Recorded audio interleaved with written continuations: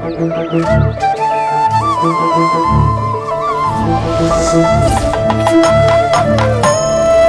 வருஷங்களாகவே Tamil cinema தயாரிப்பாளர்களின் பாக்கெட்டை உறிஞ்சு கொண்டிருக்கிறது தமிழ் ராக்கர்ஸ் இணையதளம். திருட்டு விசிறிக்கு எதிராக குட்டிக்கரணம் அடித்து வரும் பலரும் இந்த இணையதளத்தின் குறுக்கு வழி குஸ்தியை சகிக்க முடியாமல் பிளாஸ்திரியோடு திரிகிறார்கள்.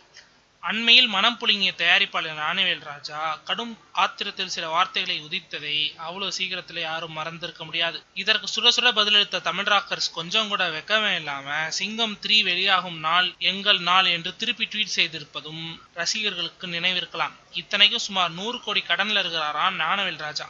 இது ஒரு புறம் இருக்க, சற்று சாத்வீகமான முறையில் மேற்படி இணையதளத்திற்கு வேண்டுகோள் வைத்திருக்கிறார் C3 படத்தின் இயக்குனர் ஹரி. உங்களுக்கு யார் மீது கோபம்? எதனால் இப்படி செய்கிறீர்கள்? இப்படி செய்வதால் உங்களுக்கு என்ன கிடைத்துவிட போகிறது? ஒன்னும் இல்ல.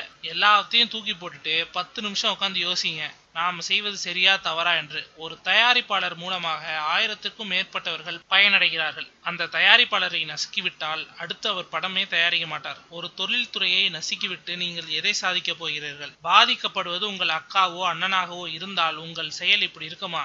கொஞ்சம் யோசிங்க ப்ளீஸ் என்று கேட்டுக்கொண்டிருக்கிறார். ஹரியின் இந்த அணுகுமுறை தமிழ் ராக்கர்ஸ் உரிமையாளருக்கு மனமாற்றத்தை ஏற்படுத்துமா என்பது $1 மில்லியன் கொஸ்டின். இதற்கிடையில் C3 படத்தை இணையத்தில் வெளியிட நீதிமன்றம் தடை விதித்திருக்கிறது. அதுக்கப்புறம் விதி விட்ட வழி